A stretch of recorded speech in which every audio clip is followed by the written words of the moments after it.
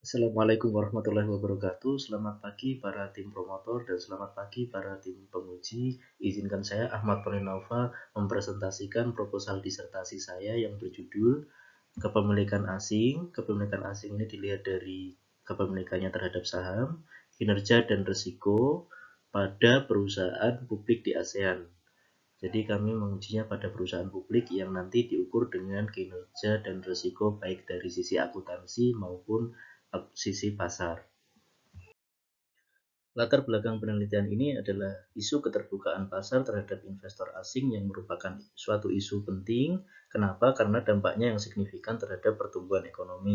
Keterbukaan pasar menyebabkan batas investasi antar negara menjadi berkurang dan hal ini memudahkan investor asing untuk berinvestasi.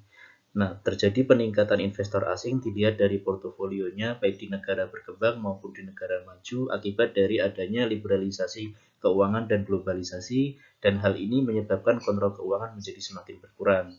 Namun dampak investor asing masih diperdebatkan antar peneliti. Ada yang menyatakan positif maupun ada yang negatif.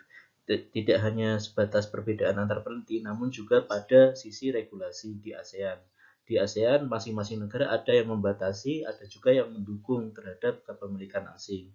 Hal ini yang menjadikan penelitian ini relevan untuk diteliti, namun sayangnya topik pada penelitian ini masih terbatas, khususnya di level antar negara dan pada secara spesifik lagi yaitu di ASEAN. Pemilikan asing dapat memberikan dua dampak. Yang pertama adalah dampak positif terkait alasan meningkatkan pertumbuhan ekonomi, perkembangan pasar modal domestik, risk sharing, stabilitas, efisiensi, dan tata kelola. Namun ada juga yang menyatakan bahwa justru asing dapat memberikan dampak negatif karena dapat memicu krisis ketika terjadi aliran modal yang ditarik tiba-tiba. Kemudian volatilitas pasar, risiko return, risk taking, orientasi trading, serta investasi jangka pendek dan kerapuhan pasar. Namun, hampir semua penelitian terdahulu umumnya menguji kepemilikan asing sebagai variabel anteseden atau variabel independen, sementara masih sangat terbatas atau sedikit penelitian yang menguji kepemilikan asing sebagai variabel konsekuen atau variabel dependen. Hal ini yang menjadi kebaruan penelitian yang ingin kami angkat. Kemudian, selain itu, kinerja dan risiko kami juga duga dapat mempengaruhi kepemilikan asing itu sendiri atau terjadi hubungan timbal balik atau reversal causality. Hal ini yang masih sangat terbatas untuk diteliti pada penelitian terdahulu. Penelitian terdahulu juga menguji kinerja dan risiko secara terpisah dan sempat beberapa peneliti menguji beberapa faktor lain yang dapat mempengaruhi asing seperti dividen, return, tata kelola, dan likuiditas. Selanjutnya kami juga menguji non-linearitas atau inverted U-shape dari asing terhadap kinerja dan risiko maupun sebaliknya. Mungkin di titik tertentu hubungannya positif, namun jika terlampau melebihi maka hubungannya bisa berbalik atau menjadi negatif. Kenapa risiko juga dapat menjadi determinan bagi investor asing? Karena prinsip high risk, high return.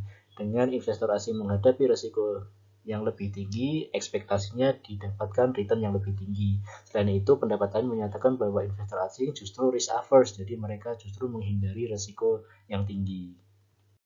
Gambar 1 menunjukkan analisis Fossewer untuk kata kunci foreign ownership atau foreign investor pada jurnal-jurnal yang terindeks di Scopus, dan kami menemukan ada 1075 artikel dengan kata kunci tersebut.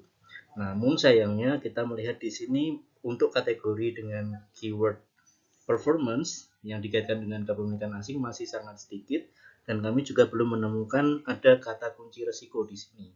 Dan rata-rata semua penelitian di sini memposisikan kepemilikan asing sebagai variabel anteseden, bukan sebagai variabel konsekuen.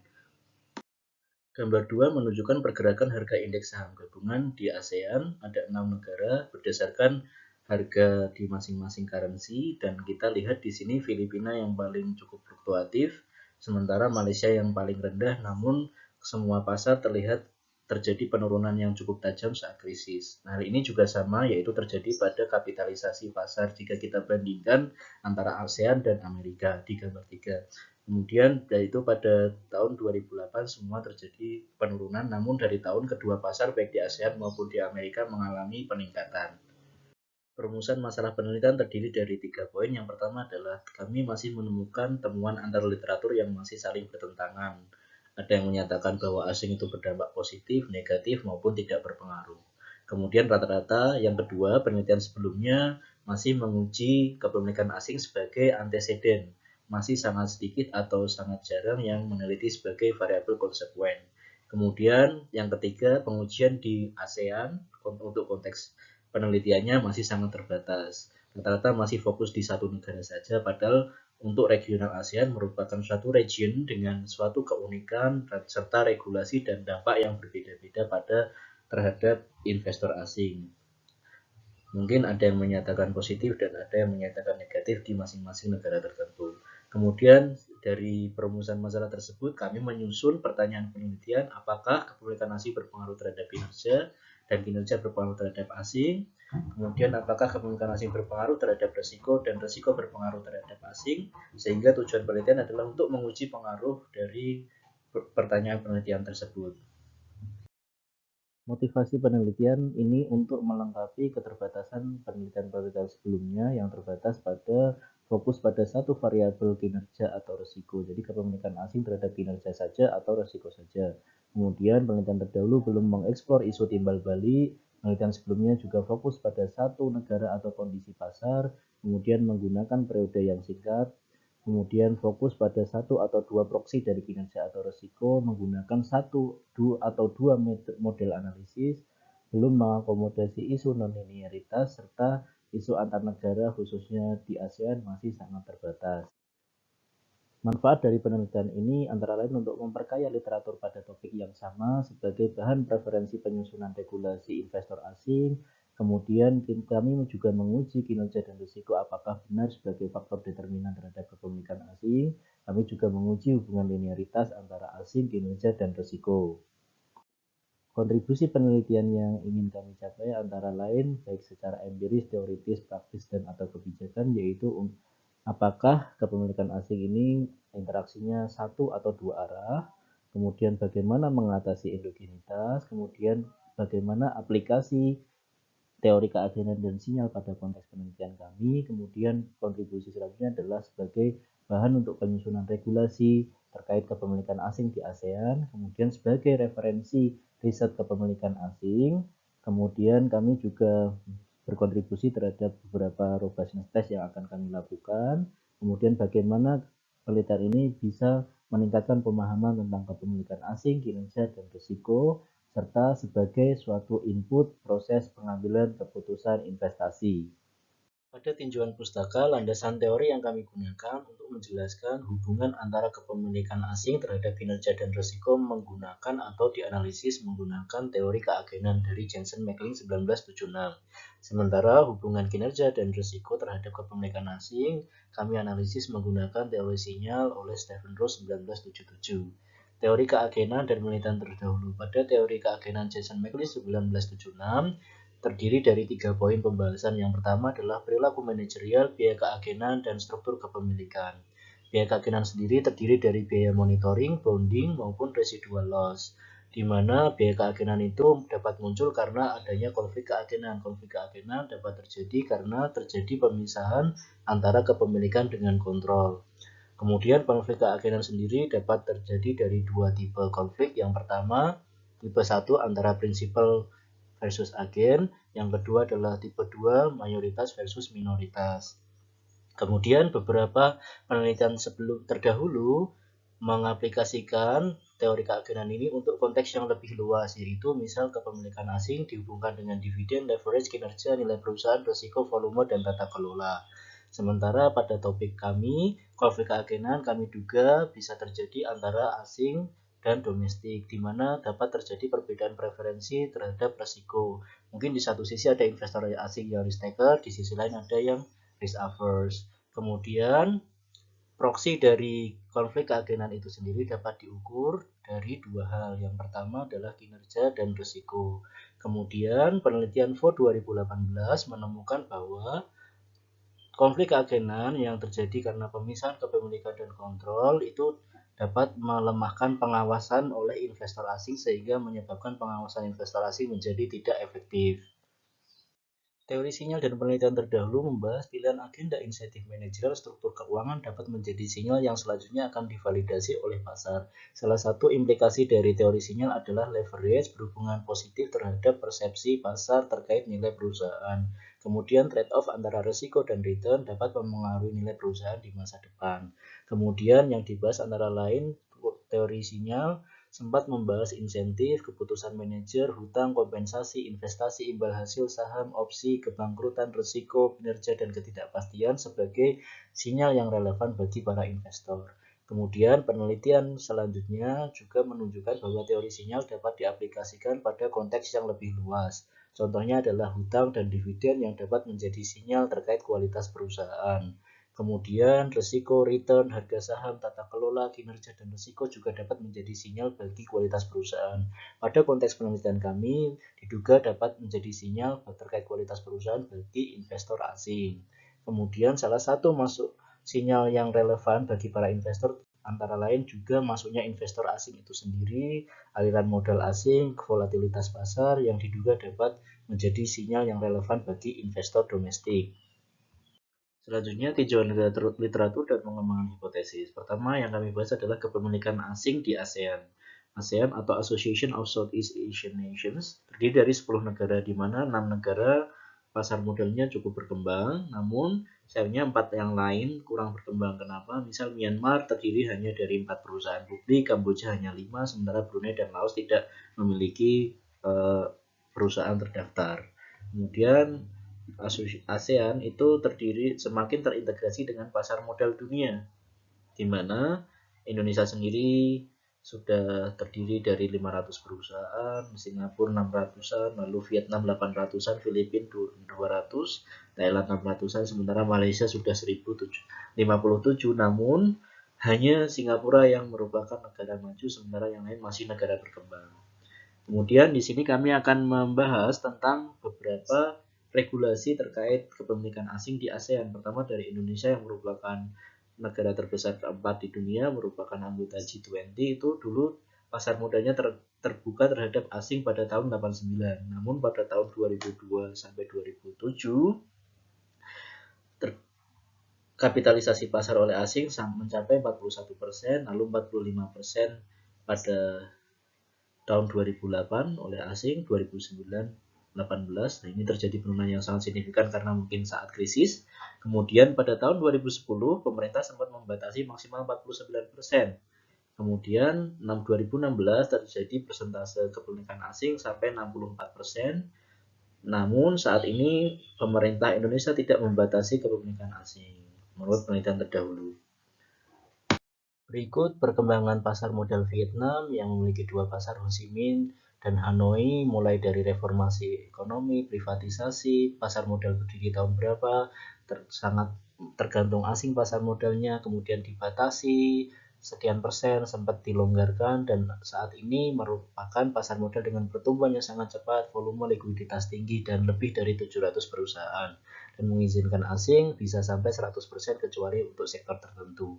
Pada pasar modal Malaysia, sejarahnya sempat terbuka terhadap investor asing, regulasinya liberal, kemudian saham asing dapat dibeli investor domestik, sempat dibatasi, namun akhirnya dibuka kembali. Kemudian pasar modalnya saat ini cukup besar dengan proteksi investor tinggi dan 100% boleh dimiliki asing kecuali perbankan. Sementara pasar modal Vietnam sempat membatasi asing, kemudian investor asing masuk sejak mundurnya Ferdinand Marcos, sempat tidak diizinkan, tapi sempat diizinkan kembali dengan dibedakan sahamnya A untuk domestik dan B untuk asing. Kemudian sekian persentase kepemilikan asing tahun 2013, 2017, dan saat ini justru selain pemerintah, perusahaan domestik itu sendiri yang membatasi kepemilikan oleh investor asing. Di Thailand sempat membatasi keluar masuknya modal asing sampai maksimal 25-30%. Kemudian tahun 88 asing diizinkan berinvestasi dan disusun foreign board. Kemudian persentase asing tahun 2002 mencapai 30%, 9%, dan yang mengejutkan tahun 2008 saat krisis justru dana asing masuk sebesar 2 miliar dolar, sempat mendominasi pasar dan volatilitas pasar terjadi. Bahkan FDI yang tercatat yaitu 14,5 miliar dolar. Kemudian 2013 persentase asing sekitar 11,69%, 2015 sekitar 9%. Saat ini ke pasarnya Thailand terbuka untuk asing namun membatasi pada bank, komunikasi, pertanian, dan industri publik. Sementara di Singapura dulu merdeka dari Inggris, waktu itu pulau kecil tanpa sumber daya alam, akhirnya merger dengan Malaysia untuk memulihkan stabilitas ekonomi. Kemudian persentase asing tahun 98 sampai 2008 hanya 3,41%. Bahkan yang terjadi adalah investor dari Singapura berinvestasi di negara lain. Contohnya di Indonesia sendiri mencapai 12%. Kemudian tahun 2013 Singapura merupakan negara dengan FDI terbesar kelima di dunia dengan investasi asing mencapai 64 miliar dolar. Kemudian Singapura merupakan negara dengan suku bunga yang favorable, pasar modalnya stabil, satu-satunya negara maju di ASEAN dan negara dengan kategori terkaya untuk purchasing power parity. Nah, saat ini Singapura merupakan salah satu negara common law yang tidak membatasi investor asing. Pada gambar 4, terdapat pergerakan rata-rata kepemilikan asing di pasar modal ASEAN dari tahun 2007 sampai 2018. Menurut penelitian Naufa et al. 2009. Nah, di sini Indonesia yang cukup volatil dan yang paling rendah adalah Vietnam, dengan di sini kita belum bisa sampai melihat gambarnya. Kemudian pada gambar 5 disampaikan atau disajikan GDP di 6 negara ASEAN. Nah, Indonesia ternyata negara yang cukup paling tinggi GDP-nya per kapita, tetapi pergerakannya cukup lebih volatil dibanding negara ASEAN lain. Tetapi rata-rata semua negara di ASEAN tingkat GDP-nya mengalami perkembangan dari waktu ke waktu. Terkait pengembangan hipotesis, yang pertama adalah kepemilikan asing dengan kinerja. Hipotesis 1 kami, kepemilikan asing berpengaruh positif terhadap kinerja. Alasannya adalah sebagai berikut: mereka membantu meningkatkan nilai perusahaan dan beberapa alasan lainnya. Meskipun tidak menutup kemungkinan, beberapa penelitian terdahulu menyatakan bahwa kepemilikan asing berhubungan negatif dengan kinerja dengan alasan sebagai berikut, dan ada juga beberapa penelitian yang menyatakan bahwa kepemilikan asing tidak berpengaruh terhadap kinerja. Kemudian untuk hipotesis 2, kami berpendapat bahwa kinerja berhubungan positif dengan kepemilikan asing, antara lain dengan alasan sebagai berikut, yaitu kinerja merupakan salah satu faktor determinan penentu kepemilikan asing pada suatu perusahaan, dan beberapa alasan lainnya. Meskipun tidak menutup kemungkinan, terdapat juga beberapa penelitian yang menyatakan hubungannya negatif, ada juga yang menyatakan tidak berpengaruh. Selanjutnya, kepemilikan asing dan risiko. Kami menghipotesiskan pada hipotesis 3, kepemilikan asing berhubungan negatif dengan risiko karena 1. Investor asing membantu resharing, menurunkan volatilitas return, meningkatkan stabilisasi, komitmen yang kuat pada investasinya, lalu berperan monitoring, kemudian dukungan keuangan, operasional, transparansi, akuntabilitas, kemudian mereka bukan investor yang risk taking, kemudian preferensinya adalah pada saham dengan risiko yang rendah, kemudian mereka membantu membuat biaya perdagangan lebih rendah, lalu membantu di struktur modal, kemudian mereka membantu dalam pengambilan keputusan yang lebih baik, serta akurasi informasi publik. Meskipun terdapat beberapa pendapat lain yang menyatakan bahwa asing berhubungan positif dengan risiko, ada juga yang tidak berpengaruh terhadap risiko. Kemudian di sini hipotesis 4 kami menyatakan bahwa risiko berhubungan negatif dengan kepemilikan asing, di mana kami percaya bahwa para investor asing itu merupakan investor yang risk averse, kemudian risiko merupakan cerminan dari informasi asimetris yang tinggi ketika risikonya tinggi. Kemudian ada home bias, jadi mungkin mereka akan lebih prefer ke dalam negeri dibanding ke luar negeri untuk investasinya. Lalu mereka lebih memilih investasi dengan tingkat keamanan yang tinggi, lalu tata kelola yang baik, keuntungan yang lebih tinggi, dan preferensi yang rendah risiko. Meskipun tidak menutup kemungkinan terdapat pendapat-pendapat lain yang menyatakan bahwa risiko berhubungan positif dengan kepemilikan asing atau justru risiko tidak berpengaruh terhadap kepemilikan asing. Pada metodologi penelitian, kami mencoba mendesain penelitian. Pertama adalah desain penelitian yang kami pilih adalah desain penelitian explanatory. Kenapa explanatory? Karena dengan desain penelitian ini dia mampu menjelaskan bagaimana hubungan antara independen terhadap dependen. Jadi ada hipotesis hubungan, korelasi, perubahan, di mana perubahan X memicu perubahan Y, lalu penelitian berusaha menjawab pertanyaan mengapa dan bagaimana. Nah, pada konteks penelitian kami menguji bagaimana dampak kepemilikan asing terhadap kinerja maupun risiko, dan bagaimana dampak kinerja dan risiko terhadap kepemilikan asing pada perusahaan publik di ASEAN. Dari definisi operasional variabel, pertama adalah kami menghitung variabel kepemilikan asing yang merupakan individu atau perusahaan yang memiliki saham di negara lain berdasarkan persamaan satu berikut. Kemudian persentase asing tersebut di total per tiap perusahaan di tiap tahun dikurangi domestik. Jadi terdapat beberapa persentase dari berbagai negara lain yang kita coba hitung berdasarkan kode negara masing-masing. Variabel kedua adalah kinerja. Kinerja kami mencoba mengukur menggunakan beberapa proksi. Yang pertama adalah ROA, kemudian yang kedua adalah ROE, yang ketiga adalah PER atau Price to Earning Ratio. Kemudian selanjutnya adalah Tobin Skew, kemudian return. Nah, return sekali lagi beberapa proksi tersebut antara lain terdiri dari kinerja yang sifatnya akuntansi atau kinerja yang sifatnya pasar. Contohnya adalah return. Kemudian yang kedua adalah risiko. Risiko kita menggunakan 4 proksi, di sini. Yang pertama adalah Z-score, kemudian SDROA kuartal, SDROE kuartal, kemudian standar deviasi dari return tiap 12 bulan. Kemudian kami juga memasukkan variabel kontrol, di mana kami memilih beberapa variabel yang kami duga berpengaruh terhadap variabel dependen. Sehingga kita harus mengontrol untuk mengetahui bahwa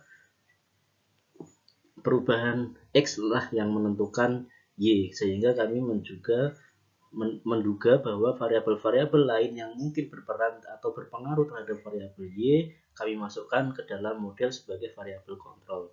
Antara lain size, leverage, turnover, growth, age, dan variabel-variabel makro seperti nilai tukar, pertumbuhan PDB, dan suku bunga. Populasi dan sampel. Kami memilih pertama konteksnya adalah ASEAN, di mana dari populasi yang kami peroleh, kami mencoba memasukkan semua perusahaan. Di Indonesia kami mendapatkan 502 perusahaan, Malaysia 1057, Singapura 658, Thailand 674, Vietnam 803, dan Filipina 265. Kami memilih semua perusahaan publik kecuali beberapa perusahaan yang berkategori atau masuk dalam industri keuangan. Kenapa? Karena berbeda secara regulasi dan kondisi menurut penelitian terdahulu. Kemudian pengumpulan data kami dari tahun 2007 sampai 2008, kami mendapat data untuk selama 12 tahun kali jumlah perusahaan sebelumnya, sehingga kami mendapatkan kurang lebih sekitar 56.908 observasi. Kemudian teknik pengumpulan data kami menggunakan data sekunder atau teknik pengumpulan data secara archival yang didapat dari 3 sumber database. Yang pertama adalah Osiris yang dilanggan oleh fakultas, kemudian Thomson Reuters Aiken, dan yang terakhir adalah World Bank yang sifatnya open access data. Kemudian data kami berbentuk data panel dari kombinasi antara jumlah tahun dari 2007 sampai 2018 dan jumlah perusahaan tiap negara masing-masing.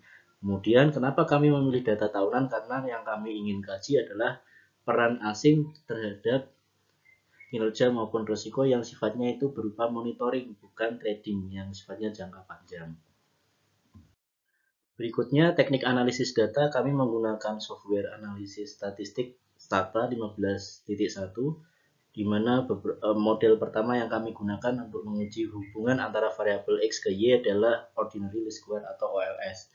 Kenapa kami memilih ini? Karena ini adalah model yang paling sederhana dan paling mudah untuk menguji bagaimana hubungan antara kepemilikan asing terhadap kinerja pada hipotesis 1 yang kami ukur dengan 5 proksi yang sebelumnya kami sempat sebutkan. Kemudian untuk hipotesis 2 kami menguji bagaimana kinerja berpengaruh terhadap kepemilikan asing. Kemudian pada hipotesis ketiga kami menguji bagaimana hubungan antara asing terhadap beberapa proksi dari resiko, baik sifatnya akuntansi maupun pasar. Kemudian hipotesis keempat, kami menguji bagaimana hubungan risiko terhadap kepemilikan asing. Nah, kami menduga bahwa OLS bukanlah satu-satunya model yang mungkin cukup baik atau tepat dan khususnya efisien untuk menjelaskan fenomena yang ingin kami teliti, di mana beberapa literatur ekonometrik menyebutkan bahwa terjadi mungkin probabilitas adanya endogenitas, di mana invariabel independen yang seharusnya itu independen ternyata mungkin berkorelasi dengan error. Sehingga untuk mengatasi isu tersebut, kami mencoba menggunakan salah satunya adalah instrumental variable, di mana instrumental variable ini adalah kami peroleh dari lag variable lag dari variabel dependent first difference-nya, lag min 1, di mana kami menduga bahwa kinerja misal ROA tahun ini itu diduga dipengaruhi oleh ROA tahun sebelumnya, sehingga itu perlu kita akomodasi sehingga kita mendapatkan fitted value. Nah, sehingga kemudian fitted value itu tersebut kita masukkan ke dalam atau kita regress ke ROA atau kinerja di tahun ini. Karena sudah mengakomodasi lag dari ROA tahun sebelumnya. Kemudian pada model 1B, 1C, D, dan E juga kami melakukan hal yang sama. Jadi two stage least square ini ada beberapa tahap. Yang pertama first stage, yang kedua adalah second stage.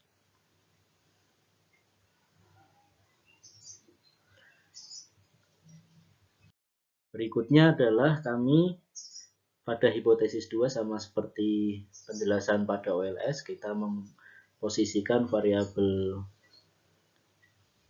kinerja sebagai independen dan variabel asing sebagai dependent. Yang mana variabel kinerja kita harus hitung dulu atau kita dapatkan fitted value dari proses regresi sebelumnya yang memasukkan lag min 1 dari variabel dependent. Berikut hipotesis 3.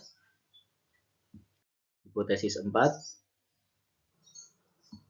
Selanjutnya kami menggunakan metode GMM untuk menganalisis hubungan antara kepemilikan asing dengan kinerja dan risiko maupun sebaliknya yang diduga dengan menggunakan metode-metode sebelumnya masih memiliki endogenitas, maka dengan GMM kami asumsikan bahwa endogenitasnya dapat teratasi karena asumsinya residual atau errors disamadengankan dengan 0. Pertama, kami memasukkan instrumen variabel yaitu lag min 1 dari variabel dependent yaitu ROA T min 1, di mana ROA tahun ini diduga berkorelasi dengan ROA tahun sebelumnya. Kemudian kami duga bahwa kepemilikan asing yang mempengaruhi kinerja itu adalah kepemilikan asing di periode waktu sebelumnya, maka kita lag min 1-kan dengan memasukkan variabel kontrol baik mikro maupun makro tahun negara fixed effect yang diduga berpengaruh terhadap variabel dependent. Berikut model 1A dan selanjutnya model 1B, kita ganti row, kemudian 1C pair, 1D Tobin skew, dan 1E return. Dan pada hipotesis 2 kami menguji kinerja pada tahun sebelumnya terhadap kepemilikan asing pada tahun ini dengan mengkontrol variabel-variabel baik mikro maupun makro di tahun sebelumnya, dan juga kami mengakomodasi tahun dan negara fixed effect. Pada hipotesis asing kami pada tahun sebelumnya kami uji ke risiko di tahun ini, dan pada hipotesis keempat kami menguji kepemilikan risiko pada tahun sebelumnya pada atau terhadap kepemilikan asing di tahun ini. Selanjutnya kami melakukan robustness test dengan menggunakan modul GMM untuk analisis dengan membagi data berdasarkan kepemilikan asing tinggi dan rendah yang dibagi berdasarkan nilai medianya. Kemudian kami juga membagi data saat periode krisis maupun non-krisis. Kemudian kami juga membagi berdasarkan kondisi pasar, apakah negara maju atau berkembang, dan selanjutnya kami juga menguji berdasarkan linearitasnya, apakah hubungan X ke Y bersifat linear atau inverted U-shape dengan mengkuadratkan variabel-variabel independennya. Selanjutnya kami juga menguji per negara masing-masing karena setiap negara tentu memiliki regulasi, kondisi, keunikan, dan daya tarik yang berbeda-beda terhadap kepemilikan asing. Baik, demikian presentasi saya. Terima kasih. Wassalamualaikum warahmatullahi wabarakatuh.